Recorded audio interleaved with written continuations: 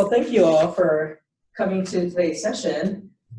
I know we have some people logged in online, so for those of you who are online, thank you for joining us as well. But let's just go around and do a quick introduction, maybe your name and what profession or college you represent, so we can get to know one another in the room. Let's start here. I'm Carol Rogers, and I'm from the College of Nursing. Hi, I'm Bethany Williams. I'm a doctoral student in the College of Health and Nutritional Sciences. I'm Kay Bennett. I'm a PhD student in the College of Nursing. Jennifer Payton. I'm from the School of Social Work.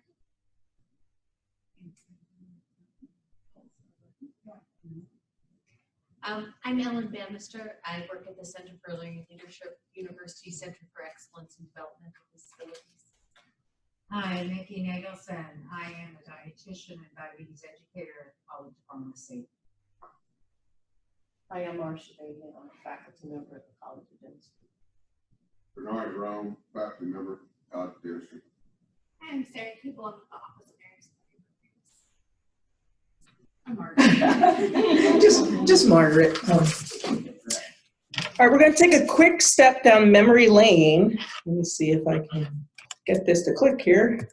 Okay, so this is as Margaret mentioned, this is the part 4 of an 8-part series. This fall, we're doing a framework of interprofessional effectiveness. So our first 2 sessions were on ourselves, self-awareness and self-regulation or self-management. And last month we talked about social awareness, and today we're going to talk about relationship management. So we're balancing out self and others, and that will conclude our fall series. In the spring, we're going to take a similar framework and layer on interprofessional concepts. So instead of self-awareness, we'll talk about role awareness. Instead of self-management, role management. And these concepts, we will try our best to make sure we incorporate the interprofessional or IPEC competencies for each of these 4 sessions. So we'll have sessions throughout the spring. I think the calendar is already online if you want to sign up for them. So you can look forward to doing that coming in the spring.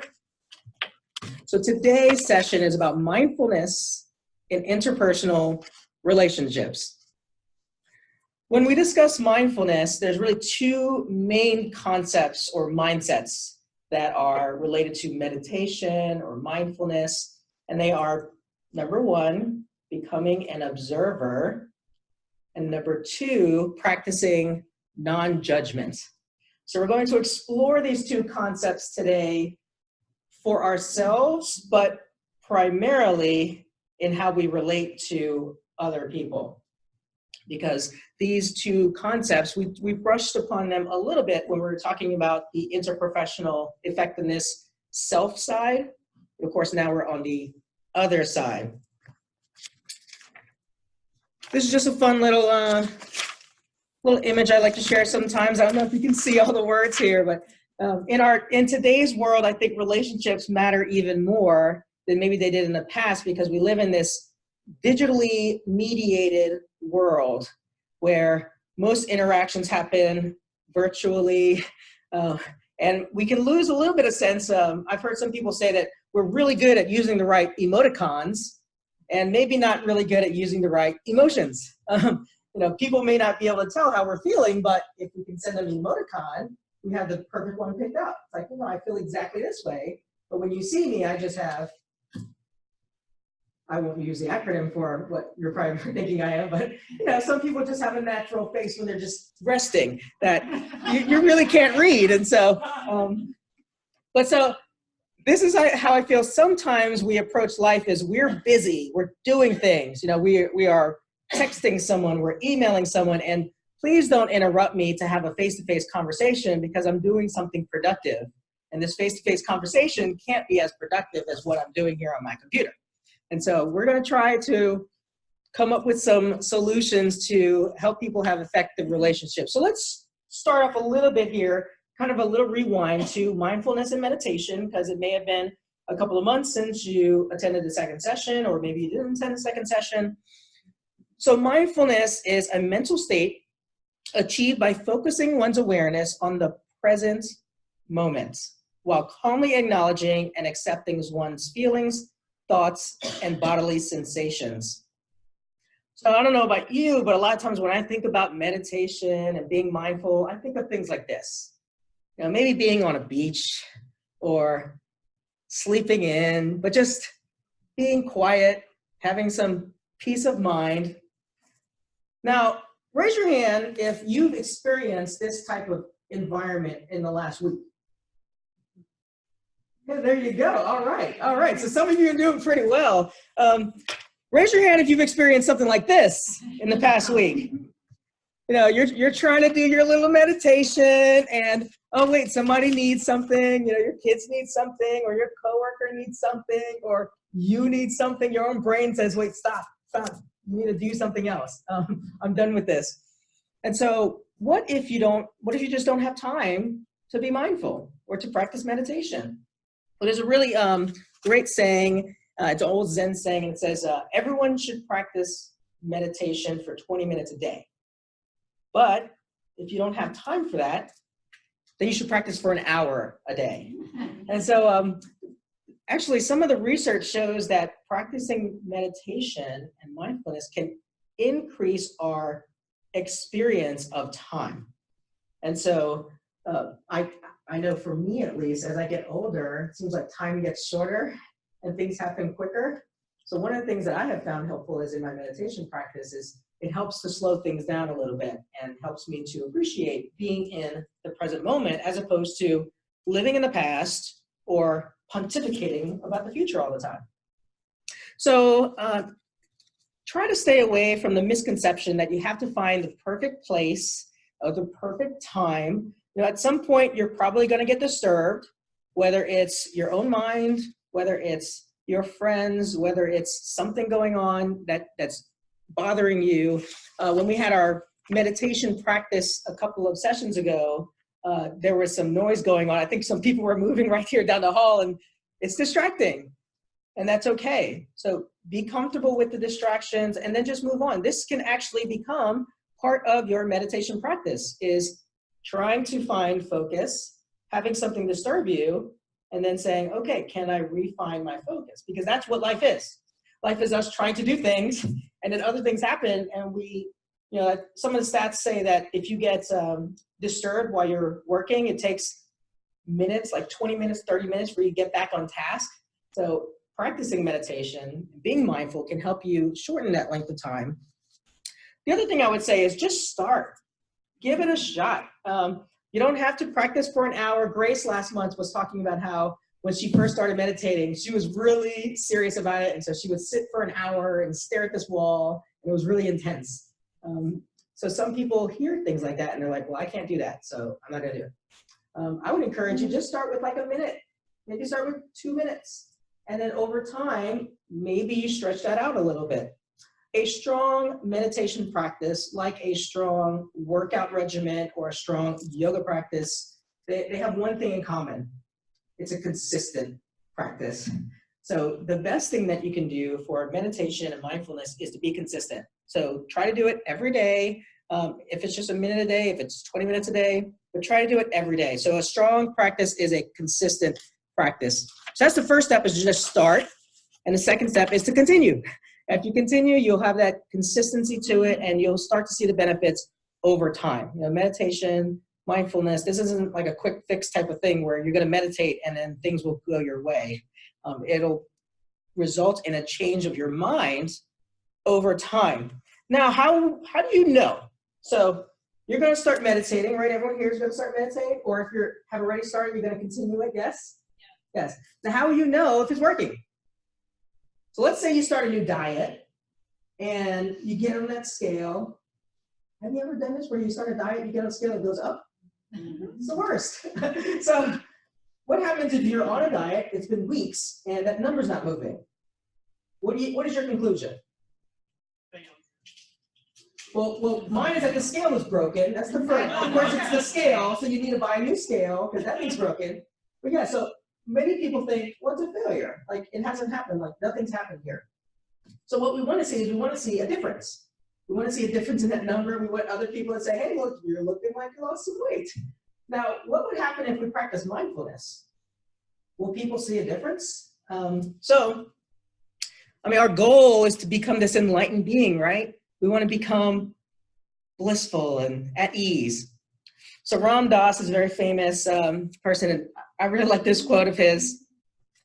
He's like, that's great. You're practicing meditation. You're being mindful. Excellent. You're a wonderful person. Let's go ask your family if they also think that you're a wonderful person. So ultimately, and this is the session today, it's about mindfulness for interprofessional relationships.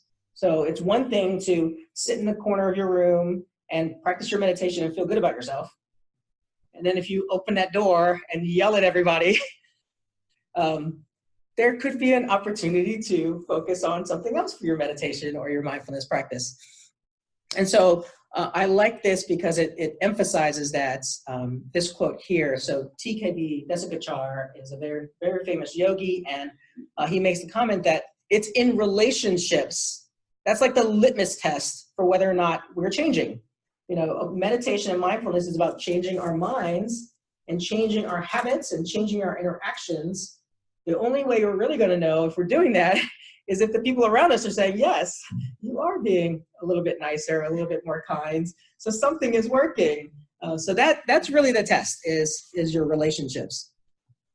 So just like we, as I mentioned before, we can go on a diet and lose some weight. We can go work out in the gym and develop our muscles. It's the same thing with meditation and mindfulness. Is we're working our mind to strengthen it, to make it more resilient, to handle stress, to handle change, to handle life. So what does it mean to become an observer? You can easily get distracted if you're trying to meditate and someone's like, hello, like jumping right over you. But remember a couple sessions ago, we talked about our thoughts and just an idea. One idea is that instead of trying to control your thoughts in meditation, instead you just observe them. And we talked about this idea of seeing your thoughts like a log floating down the river. So here's just another example. Maybe you just see your thoughts, like sometimes some of us are a little bit more agitative. My thoughts don't tend to be these really lazy logs floating down a river. Mine are like the squirrels, like squirrels jumping from log to log across the river. And so some of my thoughts tend to be more of like, whoa, this is like somebody just jumping over my head. But even in those situations, if you can find concentration, that will be helpful. Okay, so that's really what we're going to talk about in terms of mindfulness and meditation. We're going to talk about how to apply that, because again, most people won't really know that you're practicing mindfulness unless you're being really overt about it. Sometimes my younger son, he's in first grade, and he's in second grade. So from kindergarten up till now, he's learning yoga and he's learning meditation. So sometimes when we're sitting in a room and things start to get crazy, he's like, wait, and he'll just sit in a lotus position and he'll zen out, and he's like, and we just know he's like, okay, he's like finding his center here. And it's really funny because he's 7 years old and he's doing that. Yeah, it's kind of funny. I don't know how appropriate it would be, like if you're in the operating room and you say, I just need to sit and find myself for 20 minutes. So we talked earlier about people taking maybe timeouts, but like as a team, if you want to take a timeout, okay, but on your own, it's not necessarily appropriate to just take a timeout in a meeting. If that physician is yelling at you, you can't just say, okay, I'll be back, and then leave, and then come back 30 minutes later when you've down-regulated. So one of the things that I really want to emphasize is that when we communicate with one another, we're often sharing information. I would like you to do this. Here is a new policy. This patient needs this thing to happen. This faculty member needs this new report. So we're often sharing information, which is important.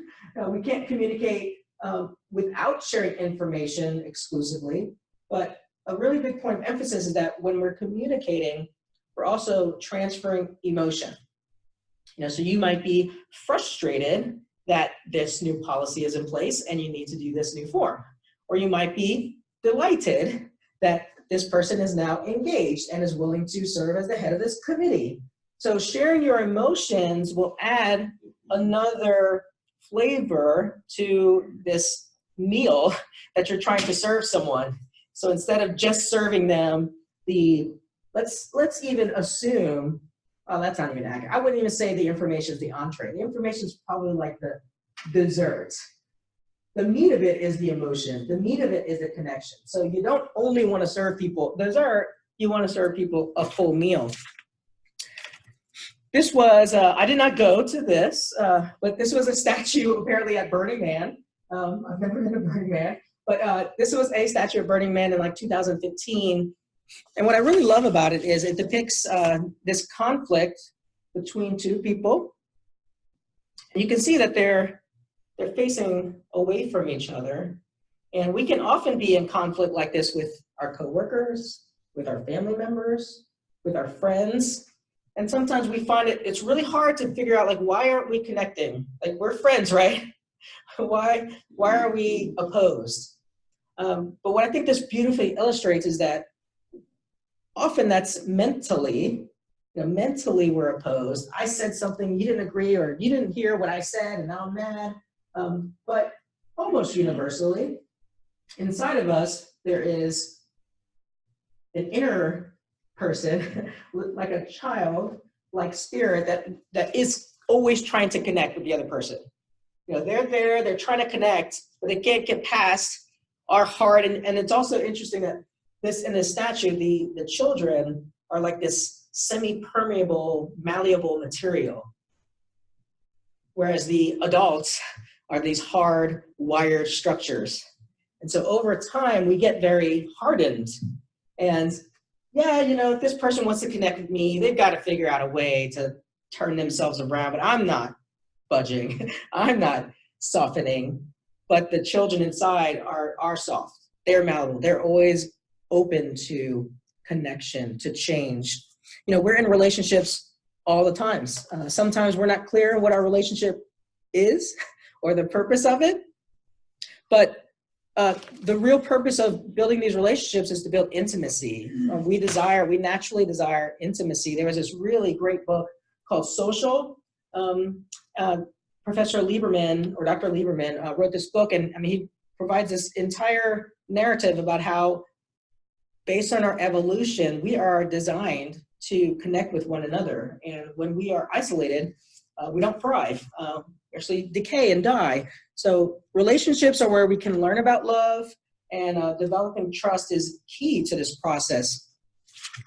So why is it that we have trouble communicating? This is an open question. Let's open up here. So have you ever found yourself in a situation like this? Ever? Why do you think this happens? What's the problem? Why do you find it difficult to connect? Yeah. I think it's because I have a hard time communicating my emotions. If you're never taught to name your emotions and to own them, then it's very difficult to communicate. Great. So that goes right back to that meditation concept of becoming an observer. So one of the things that you can learn to do is observe your emotions. Often, I'm asking particularly my older son, he's 11. And so I'm like, hey, how's it going? How you doing? Good. You know what I'm talking about. Or, hey, why did you do, like, if let's say he does something and you can tell he's a little mad or something. So why'd you do that? I don't know. Mm-hmm. So we do a lot of work as parents in helping our children kind of say, well, did you do it because you were mad? Did you do it because you were sad? And then for some reason, we don't do that to ourselves. When we are angry at someone, we're like, well, it's because of fact. I'm not angry because this person, cut me off and I have a short temper. It's because this person cut me off and they're a jerk and they should have made a speed limit and that type of thing. Yeah, you have your hand up too. Right. I see in that the adults, if you will, with their backs to each other are rigid. They're rigid in their posture and their positions. And even with the heads bowed, it's like, I see two pieces in that they're not willing to change, but also that they're bent down under the weight of this rigidness and unwillingness to change. Fermented. Oh, there you go. See, she's Yeah. naming the emotion. Yeah, there you I like go. what you said there. It's in their thinking. I mean, it's not good. angered, but it's like, how can I solve this, or what have I done, or I still don't want to be done, but yeah, that's good. Solve this. Yeah, that's typically what happens is when we're in this position, and yeah, I even like that, like they're both kind of covering their heads. Like, what is going on here? What went wrong? How can I fix this? What can I say? What can I do? But it's a very mental process. Can I say this? Can this person apologize? A lot of times we just actually sit here and wait for the other person to come to their senses and apologize to us, right? And then for some reason, it doesn't happen as quickly as we want it to happen. So what I'll share with you now is some specific challenges that sometimes we face in communication. So there's this fantastic book. I would recommend highly everyone read it. I think it might be on our list. I forget. People Skills? Okay, so here's a copy. Margaret ordered a copy. Here, it's available in the library. It's amazing. It's called People Skills, but they talk about communication. And this is one of the things that they outline is we tend to have these barriers to communication. And there's 12 of them, but they fall into these 3 buckets. So judging, sending solutions, and avoiding the other's concerns. So I'll just share a personal story. So recently a friend of mine, she was describing a situation where her boyfriend was going to buy something. So they're not married. So he was going to buy something with his own money. And she didn't think it was a good idea. So she felt compelled to tell him that this is a really bad idea. I don't think you should spend your money on this. And he said, okay, I understand it. I disagree. And he went and purchased it. And it turns out that she was right. It was a bad idea. And so interestingly enough, she didn't necessarily feel good about the fact that she was right because he was mad at her for judging him. And so what she was doing is she was advising. So this person, this guy had a concern. He wanted to get something, and the way that he was trying to do it was by purchasing this thing. That was his concern, to purchase this thing and get this thing. And her concern wasn't his concern. Her concern was him wasting his money. And so the interesting thing the reason I'm sharing that story is not to share that story, but to say that while I was listening to her, I felt this really strong urge to tell her that, you know what, a barrier to communication is advising other people. And if you give people unsolicited advice, it usually doesn't go very well. So I wanted to give her that advice because it would have helped her. It really would have helped her. But I didn't. I held my tongue because it would have been pretty ironic, I think, if I told her that she'd be better served if she didn't give unsolicited advice. And she didn't ask me. Yeah, because she didn't ask me what I thought. Now, let's say she turned to me and said, hey, you teach communication skills. What do you think I should have done? Even in that instance, some of the things I've learned is that even when people ask you for advice, try your best not to advise them. You can say, well, maybe did you consider this or this or this? Or I've talked to some people in the past and some people have said that this worked for them or some people have said this worked for them. You can try one of those things. Now, there are situations, if you're the parents, you should advise your children. If you're someone's supervisor, you should advise your supervisee on what they should do. There's coaching and mentoring dynamics where you are in a role where you're asked to give advice. But it's been a really rare occasion for me, at least, where one of my friends gave me unsolicited advice, and I was like, thank you for that. Usually it's just not welcomed. Now, of course, I'm saying usually. There are situations where I think all of us have probably experienced somebody really like laying us out for something, and we've grown because of it. So I'm not encouraging everyone here to not speak truthfully, to not have difficult conversations with people, but we're identifying that it is a barrier to communication. Because usually what's happening is the person's wanting to connect, and you offering a solution, you offering advice is getting in the way of that. If you make that connection over time, they may seek your counsel and they may want to get your advice. So this is very similar to what we just talked about with meditation is over time, one of the things that you hopefully will start to see is as you're observing your thoughts is that you have a lot of these negative thoughts about, as you mentioned earlier, about failure, oh, why am I so bad at meditating? Why am I so bad at my job? Or why are my kids not listening to me? Or you have all these negative thoughts. And one of the goals of meditation is to observe those thoughts for what they are, which are thoughts, not reality. Your kids don't not like you. Is that right? Your kids like you. How about, let's say it positive. Your kids like you. Your friends like you. And so difficult things that happen, they may be true, but often we have an exaggerated perspective on them. And what we tend to want to do with that exaggerated perspective is fix it. We want to say, no, I wasn't a failure. I'm going to do this even better. And I can't believe I'm thinking I'm a failure.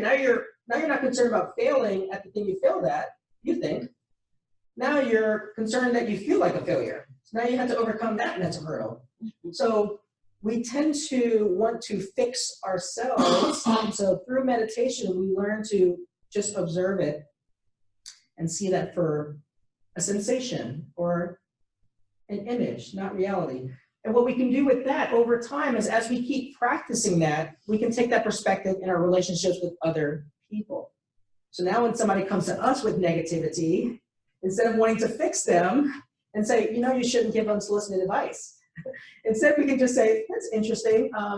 I think she shouldn't give unsolicited advice, but she's going to do what she's going to do, and she will figure out over time that that's not serving her best interest. And in relationships over time, you have a chance to influence people, but being more observant and less moving towards things, I think will help. Okay, so we won't cover all of these barriers to communication. That was just an example. And I like this quote because that's probably the main thing that we can try to do with our communication is avoid judging one another. Judgment is a big thing, and many people don't like to be judged. And sometimes we'll say things that'll freak people out. So I found this picture somewhere. I just think it's hilarious. So it says here in the text, my emotional support dog after I tell him all my problems. He's like, wait, what? Now, so what's nice about the emotional support dog is you're going to tell them all these problems. And if this were an emotional support friend, they're probably going to say, you should dump that guy. Or you should quit that job. You're better than that. Go find something else. So they move to those barriers of communication. They're telling you what you should do. They're telling you how you should think, how you should feel. Instead, the dog's like, whoa, that's a lot. But then the dog's just like, hey, I'm here. And if you want to tell me more, I'm here. And I will, I'm going to listen. And then so sometimes people feel more comfortable talking to their pets because their pets tend to be a little bit less judgmental than their friends and family. So I'm not encouraging any of you to be a pet to another person, but you can take this approach where, you're like, whoa, okay, let's move on. You want to play catch? Let's do something fun here. Okay, so let's talk about some very specific practicals here on how to communicate effectively with a observing mindset and a non-judgmental mindset. So I think I talked about polarity management during our first session. So the idea is that you have these two things that both need recognition, both are valid, and it's about balancing them out. So in communication, one of the main polarities is listening and asserting. So when you're listening, you're focused on the needs of others, and when you're asserting, you're focusing on your needs. So to be an effective communicator, you need both. You can't just focus on yourself, but you also can't just focus on other people. So listening and asserting are like the yin and yang of communication. You need them both. They both require one another, and they both are better off with the presence of the other. I don't know about you, but I think a lot of people should wear shirts like this, because how many of you in here think you're a really good listener? How many of you in here didn't even hear my question? Okay. Okay, so there were a few hands that went up, but most hands did not go up. And one of the tests I would say is, how would you even know if you're a good listener is, again, unsolicited. So it doesn't count if you go to your mom and you say, hey, Mom, am I a good listener? The answer is going to be yes, or maybe not. But I would say if someone unsolicited, unrequested, if someone just points out to you, by the way, you're a really good listener, that's a data point. You can take that in. If you're in like a performance evaluation with your supervisor, and they're like, yeah, by the way, this isn't one of your metrics that we're measuring on, but one of the things I really appreciate you about is you're a really good listener. That's a really good data point.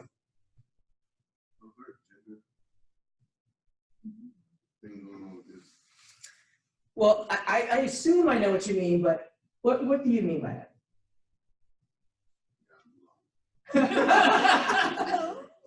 So, my favorite example is hearing what you said as opposed to what you meant. Favorite example is you're driving. Oh, there's a Bronx. Yeah, there's a Bronx. Men typically hear what you said and drive past the Bronx. Women look at you like, I just told you I wanted you to stop the Bronx. No, you did not. You pointed out. What you said was this. What you meant was this. Now, is there a gender bias? Because people say, you're not listening. You're like, these are the words you chose to say. Now, the tone that you said them in or other things may mean this, but the words you chose to say by sheer definition are this. All right, so, come on now. Don't get me started here. So I would say there's a number of different layers in what you said. So we're gonna try to limit what we're talking about today to like listening for information or at least things that are understandable. People speak in code all the time. In this book, People Skills, it actually lists 6 peculiarities of human communication. And one of them is that people don't say what they actually want to say. So sometimes Just say what you mean and mean what you say. yeah. Yeah, like so one of the things this friend I was talking to, she was sharing that she finds it interesting that a lot of times guys will tell her things that are rude. But when I heard that, in my mind, I'm thinking, well, but that's how guys talk to one another. Like when they make fun of somebody, that's building relation. Like when they're like, if somebody is shooting a basketball and they miss the basketball, you have to call that person a horrible person. Otherwise, like that whole thing doesn't work. You got to call them a horrible person and talk about their mom or things like that. That's just how guys like connect. But if you do that to females, often that doesn't come off well. And so men and women, I do think, communicate rather differently. But I would say it's not just a men and woman thing. A man and woman thing? A man and woman thing. My 2 kids, I have 2 boys, they could be just like that. One of them could say, oh, I like that game. And what that meant was, like, let's say my older son's playing a game. My younger one could come in and be like, oh, that's a great game. What he means is, can I play? My older son's just like, yeah, it is awesome, right? And just totally misses it. Yeah, he's like, oh, yeah, it is. Maybe you should get your own. So, but yeah, I would say that there's a whole other workshop that we could do on how to interpret body language, how to interpret based on understanding. So I'll just give a very small example here. Is my wife, I like giving gifts. That's not her love language. So when we first started dating, I would buy her all these gifts and just get her all these things, and she was always like, whatever. But now we've gotten to a point, and so for instance, if I ask her, what do you want for your birthday? I don't even ask her anymore, but for the first couple of years we were married, she would say nothing. And I would interpret that as, yeah, right, I'm gonna get you something and you're gonna like it. But over time, what I discovered was when she said nothing, she meant literally nothing. But that's not actually true. So what she wants a card and flowers, and that's it, no gift. But we're married 17 years now. I think it took 12 years before I was like, just tell me exactly what it is you want. What do you want, woman? What you wanted was for you to understand what you wanted without her having to verbalize. And it only took 12 years. Hey, that's not bad. That's not bad. All right, so So we'll get you a shirt. We'll get you a shirt. It won't say this. It'll say, I am listening, but you need to talk clearer. Okay? But then you can never wear it. Just FYI. You just put it in your drawer, you pull it out, and you close it. So when it comes to listening, a lot of times we talk about communication. And we focus on public speaking, we focus on writing emails, we focus on dictating, all these things that are us relaying information. But studies have shown that we spend most of our time in the act of communicating on listening. So to me, listening is your biggest bang for your buck communication skill that you can learn.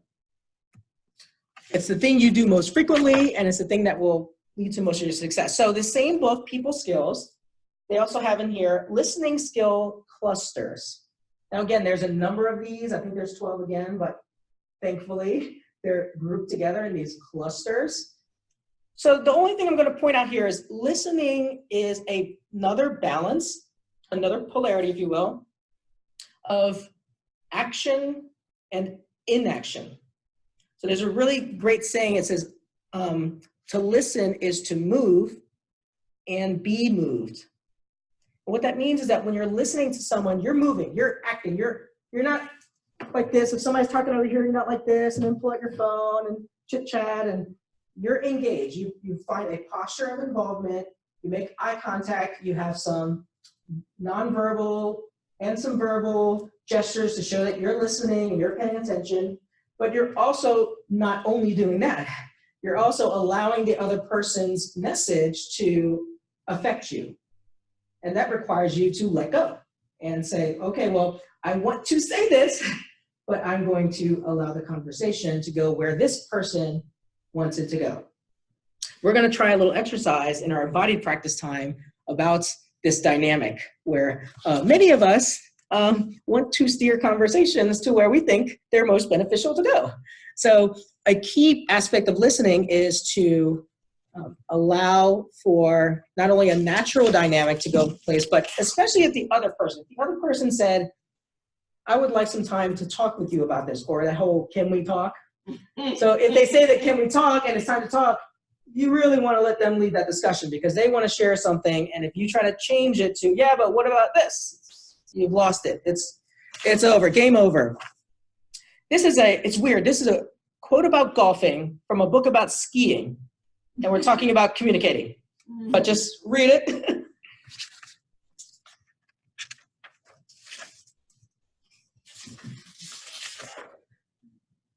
So Grace, who was here last month, in her book, Mindful Relationships, she offers this really great analogy about how a conversation is like a bonfire. And every time you add something to the conversation, it's like adding a log to the fire. And every now and then you need to add a log to the fire, and the fire's going to go out. But if you add log, you're going to snuff out that flame. And so the fire needs air to breathe. It needs a balance of you adding some substance so that the flame can continue, but not overdoing it and removing the oxygen that it needs to keep ablaze. So my favorite musical group of all time is Paramore. And one of their songs called Last Hope talks about kind of just having hope and having this little sliver of hope. But they have some really great lyrics in it. And one of the things they say is that the more I try to push it, I realize I had to let go of control. And so I had to just let things happen. And so if I let go of control, I can be strong. So I would encourage you, as you're thinking about communication, the way to have strength in communication is to maybe take a little step back and allow the conversation to just go. You ever watch little kids talk? I mean, they have the weirdest conversations because often they're really interested in what the other person's saying, and they're just going off in these really big tangents, and you have no idea what they're talking about, but they're loving it. And they're just loving it, and then they feel connected. All right, I'm going to show an image here. Just make a note. What do you see first? Okay, so who here sees the girl first? Who here sees the mirror first? All right, non-scientific study. I just read an internet article, but they did postulate that if you see the girl first, you're somebody who's more naturally inclined to look at others' needs first. And if you saw the mirror first, You're somebody who tends to see your needs first. One's not better than the other, and I have no idea if that's accurate. That's just what the article said. But the other reason I'm bringing this up is it's an image, and it's an analogy or a metaphor, really. So conversation, one of the best things you can do in a conversation is offer a mirror that reflects back to the speaker. So the speaker often knows that they are frustrated, but maybe they don't know how to verbalize that. They may know that they're tired, but they're having this conversation with you to identify those feelings, to identify those emotions.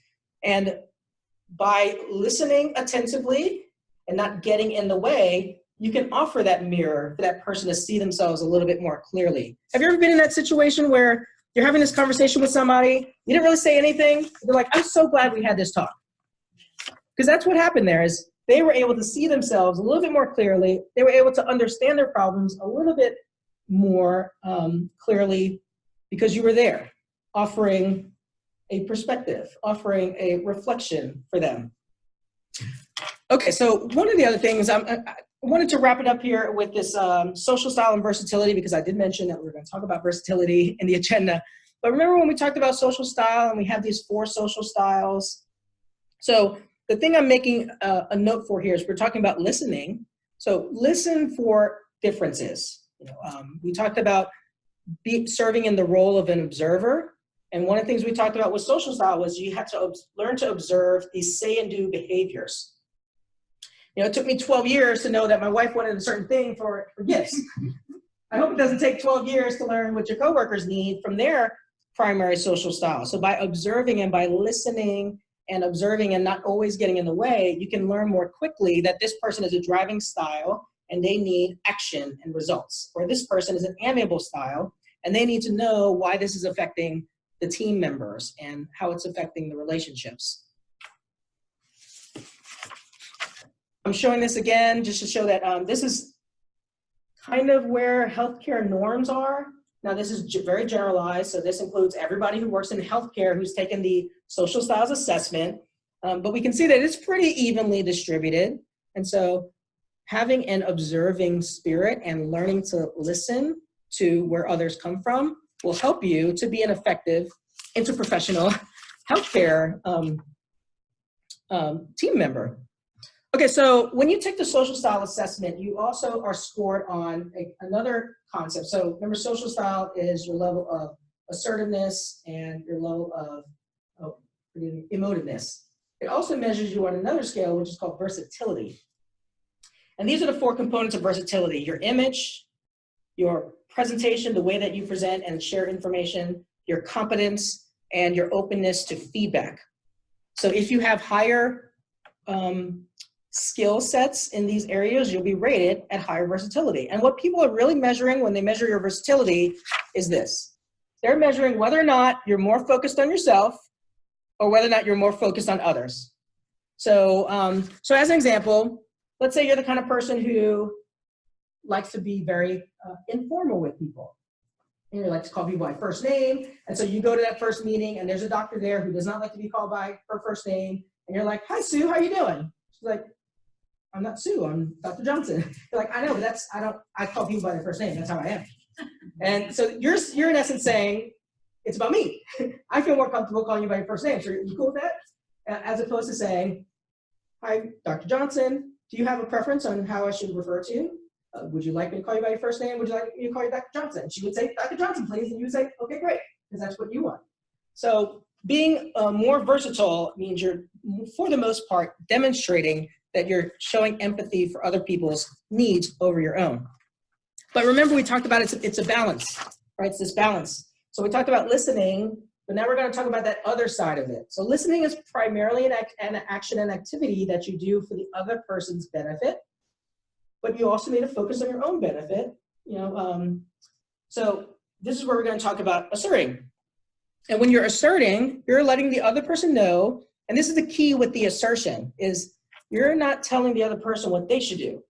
You're just saying that here's my space, here's my boundary, and you're kind of getting in my space, right? So let's say you're on an elevator and people start coming into that elevator And if somebody gets close enough to you where it's uncomfortable, you know, it would be appropriate for you to say, if there's room, right? It's not like if you're like in a full thing, but let's say you're the only person in the elevator. Somebody comes in and they stand right next to you. You know, most of you would just move, right? But you'd be perfectly appropriate saying something along the lines of, I feel a little uncomfortable with you standing right next to me. Now, the key thing with the assertion, we're going to talk specifically about how, let's just go to the slide now. All right, it's the next slide, I apologize. So when I say an assertion, I want to make sure we're couching it in the right part of the continuum. So if you don't assert, you're too passive. And if you over assert, that's being aggressive. So for instance, in that example, somebody gets on the elevator with you and they're right up on you and you're just like, well, I guess that's how it is. That's being too passive. If you shove that person across the elevator, that's a little aggressive. So you want to be at the assertive level. So here is a 3-part assertion message that you can try.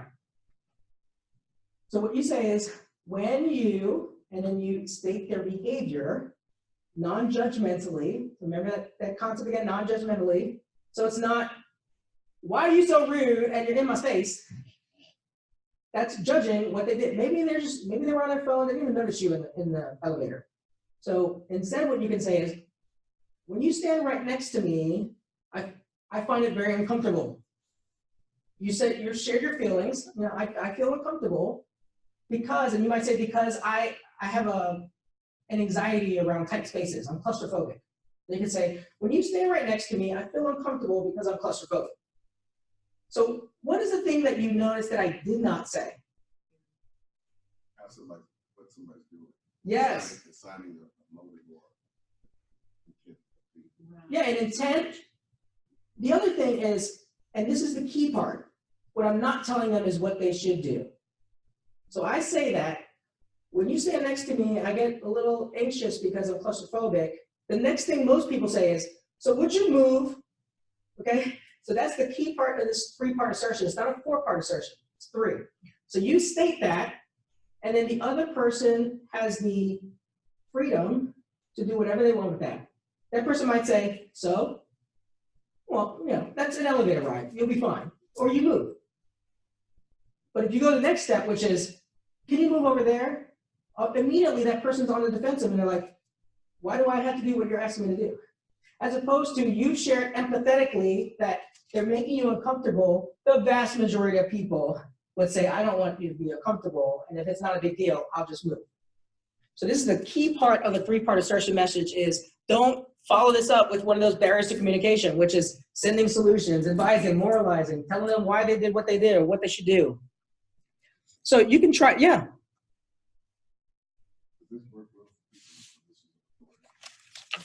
To assert to someone in authority? You know, people with authority sometimes tend to feel like their assertions are like, Just say it, Bernie. I was specifically thinking of police and the thing that people can feel threatened by the sheer presence of an individual, by their sheer size, which the person cannot control. If they were born large, I'm sorry, but I'm really not, because I was just born this way. If my voice is deep, I'm sorry, but I'm really not, because my voice is just deep. You're the boss, and you feel threatened, so you want me to do something, but I'm just standing here being me. So how do you use a 3-part assertion in that situation? Because you're looking at the boss like, you have the authority. You're feeling a certain way. You're asserting that you're asserting your authority. But essentially, I'm just being me. I'm standing here being large. Like if I said to you, when you're in the room with me, I feel threatened because you're large or you're made up or whatever, things that you cannot change. Yes. And so how does a person respond to that? And typically, I will say in code, it never gets told because you're large, I just don't feel comfortable with you. And you're like, I'm just me. I'm not, if I'm not actively doing anything. The wording usually goes to that. I don't feel comfortable with you, but what they mean is for whatever reason. Or maybe even because you're the boss and you're in a position of authority. So it sounds like to me that in this scenario, you're the person who feels like another person is threatened by you. Yeah. So you're wanting to assert that you don't like that they're acting a little strangely around you because they're feeling threatened by you. I'm just trying to assert that you want me not to be me because it makes you feel better. Okay, I see. Okay. Oh, okay. All right. We're gonna get to that actually. All right. So this three-part assertion is when someone is doing something to you that you think they can change. So as an example, if I go to somebody who's an introvert, it's not really appropriate for me to say, you know, when you don't speak up at a meeting, it makes me feel bad. I mean, obviously, if it's a job to contribute to a meeting, you need to have that conversation. But if you're just sharing with them that you don't like the fact that they're an introvert, they're not going to change. And so you only use a three-part assertion if there's some percentage or some probability that this person might actually do something different. They might actually move in that elevator, or they might actually change their behavior. Because that's what you're focusing on, is their behavior. You're telling them that their behavior is making you feel something that you don't like, and you like them for them to change that. That's implied. All right, so I'm going to get to your point in 1 second here. This is like a 6-step assertion process. And the main thing I want to point out with this one is step number 2 is when you send the message, or actually step number 1 and number 2 is, if this is something that's really bothering you, that elevator thing, that's a really minor thing. You can usually just get away with that. But let's say it's your spouse. This is hypothetical, of course. Let's say your spouse is not taking out the trash, or they're not washing the dishes or putting the dishes in the dishwasher. So if this is something that's recurring, it would really behoove you to write down your assertion message. Because you might say something like, when you don't put the dishes away, I get really frustrated because then it takes me more time to clean up the kitchen. They will probably get defensive and say, well, you don't do this or you don't do that. And then you might respond with something about their mom or whatever it is. So instead of doing that, what you do is you just go back to your statement. They might say, well, you don't take out the trash. And you say, you know, we're talking about the dishes here. And I just want to point out, when you don't take out the dishes or if we don't put away the dishes, I get frustrated. And if they keep going back to the thing that they want to talk about, you just keep going back to your statement because you have a statement, you practice it, and you're clear on it. Okay, so, and then number 3 is silence. So when you state it, often people will be like, what? You know, because you didn't tell them what they need to do, and they might even say, well, what do you want me to do about it? And then you just state, that's up to you. I'm just letting you know how I feel about it, and you know, you can choose to change your behavior or not change your behavior, but you're silent. And you're allowing them to think through it and say, okay, I'm sorry I made this person uncomfortable. What can I do to make them feel better? Now, I will say to be prepared for what the author calls the pushback phenomenon. And that is that most people don't take an assertion statement with open arms. Most people get defensive, and it becomes this, well, you, and then they pick something. Either they tell you that you're not doing a good job of what you just mentioned, or they mention something else dealing with your hair or whatever it is. And so you just be prepared for this pushback phenomena. So they push, I mean, you've pushed through your assertion, they're going to push back. So you just gently push back, and not in an aggressive way, but you push back by just reasserting that you have some needs that aren't being met. But before you go, here, we'll get to your part here. Okay.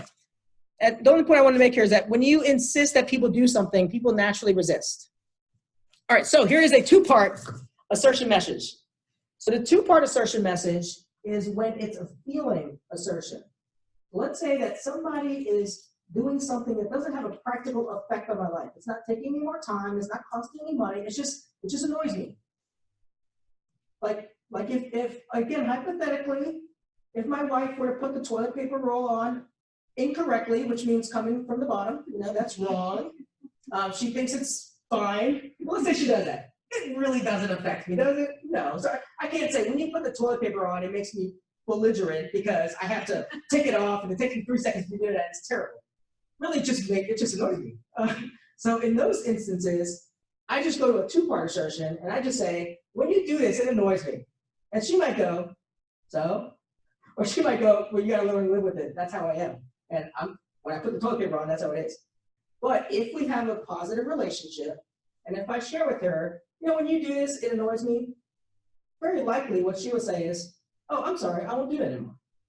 So in your example, it's just worth a shot. You might say something like, you know, I feel like when you talk to me, I get a little insecure, or I get a little anxious because I feel like you're judging a certain aspect of me that I can't change. And then that's the whole conversation. You're not telling them not to do it anymore. You're not telling them to change what they're doing. You just say, you know, the way you're interacting with me is making me feel uncomfortable. And then you leave to the other person to say, okay, well, either I'm okay with you feeling uncomfortable, or I didn't realize I was doing that, and I'm going to try to do better. So that's a two-part assertion message. An assertion is an assertion message that's based on the relationship, not like an action or activity. Yeah. When it's a boss scenario, should you say something like preemptive? Be you in the position of authority, be like, I know you might be a little intimidated being called in here to my office, but I really want to hear your input. Or, I mean, because sometimes you have to talk with someone and share something, but would that be the appropriate way to go ahead if you know that that's something that you can't change, that often does make people uncomfortable, to address it before they even bring it up? Well, the first thing I would point out is I wouldn't call anything appropriate or inappropriate. Just like this is these are just thoughts. You know, these aren't. This isn't a math equation. They're not right or wrong. And so, whatever you think would be appropriate in that situation, you know, I would leave that up to you. So, if you wanted to preface it with something, that's fine. If you didn't want to, that's fine. If you want to use this assertion, go for it. If not, that's fine. These are just thoughts. Yeah, so none of these things this is not the right way to talk to people, or the appropriate way to talk to people. These are just things we're trying, and you might find them effective. But, you know, I've only read so many books and had so many experiences. There's thousands of them out there. So, yeah, that's the main thing I want to say is there's a lot of freedom in how you can approach things. All right, thank you. So when you have to get to class, no, this is the kind of, to relate to that relationship assertion, is if the person's just, they're being stubborn and they're like, what's the big deal? Like, and so, you know, I'll give you a very specific example is, no, I shouldn't even share that. That's a little too, I should ask him if he wants me to share that first. So never mind. So what you're going to say here is, let's say the other person, they're just not feeling it. You share with them that you feel uncomfortable with what they're doing, or you would like them to change their behavior without saying that. And they're just like, no, like, that's just how it is. Like, you have to learn to live with it. So then your kind of recourse here is just to say, you know what? The only thing I want to emphasize here is that it's important for me in this relationship, if you want this to continue in a beneficial way, it's important that you understand that this is important to me. And if they can't get to that point, then it probably is a good idea to evaluate if you want to be in that relationship. And of course, with a boss, you know, sometimes you just have to be in a relationship that you don't like or that's not productive. But if you have control over your relationships, then, you know, you want to question whether, if in a relationship you've made it clear that this is something you would like to change and the person's not willing to change, then it kind of goes back on you. Remember, we talked about those boundaries and why you even assert in the first place? Because what you're saying is, hey, I matter just like you do. And if we're in this relationship where you matter and I don't, I think I should find another relationship, whether it's a spouse, a friend, you know, something like that. All right, so, hey, look, we're not too bad on time here. I want to do some practices. Now, this was a little bit difficult. So in my class, I teach professional communication. And in my class, I give them relationship experiments. That's what they do. Instead of, they don't take tests and they don't write papers, but they do these relationship experiments, because that's the whole thing, right? If we're talking about these things, I'm not going to ask them what the 12 barriers of communication are or the 12 listening skills are. I mean, they can memorize that. That's not going to mean anything in terms of their relationships. So what I ask them to do, for instance, is say, all right, you need to go through that 6-step assertion process. You need to prepare, write the message, send the message, be silent, and then they write a reflection on that experience. And then they come back and we all share it in class and we get to hear from one another. But that's how it works in class. And we can't really have that right here unless somebody here has beef with somebody in the room, then we'll have some fun. but no, so I have, I have an alternative exercise for us to do. So, we like to do these somatic experiments, or we want to try to make it practical for you. Okay, so here's what we're gonna do. I can't count. Why can't I count? There's an odd number of you, but I can participate too, if so, or somebody can be observing. But I'm going to ask that you pair up, and this is your assignment. You'll be in dyads, and each of you will take 3 minutes, and you're going to share the most interesting thing that's happened to you recently. Keep it appropriate. But let's say you went to a concert, or you had this really interesting vacation or something. So it's something that you can share about for like 3 minutes. Does everyone feel like they have a topic they can talk nonstop for 3 minutes? So that's the key. The key is you're going to talk for 3 minutes, and the other person is going to listen for 3 minutes. Are you going to be timing us, or should we do it? It's around 3 minutes, yeah. It's around 3 minutes. Okay, so after the 3 minutes, the person who is listening, so take out something to write with. You don't have to, but I would encourage you to do so. But this is what you're going to do is for 2 minutes. So this is a 5-minute exercise. So the person's going to talk for 3 minutes, and you're listening. When that 3 minutes is up, I'll cue you, and I'll say, now you have 2 minutes to reflect. And the person who was listening is going to write down all the things they wanted to say, or all the things that they were thinking about. And so just give it a shot. Okay? So find your partner. All the things that I wanted to say while she was talking, but I didn't. That's correct. Because while you're listening, I'm guessing that there's probably something you wanted to contribute to the conversation, or there's some, oh, me too. But don't write down. No, you're not writing down while they're talking. I'm going to give you that 2 minutes to say, oh, I was going to say that happened to me, or, oh, yeah, me too. So you're just, because this is just an exercise to show you that we tend to have these thoughts, and it should be interesting to not share them until afterwards and then write them down. All right, so does everyone have your partners, or you can be in a triad, that's fine. You can have 2 people listening while one person talking. If you're in a triad, don't have 2 people talking at once, just one person talking. All right, I'll try to do around 3 minutes here. Okay, is everyone clear on what you're doing? Okay, I'll start the 3 minutes now. Oh, no.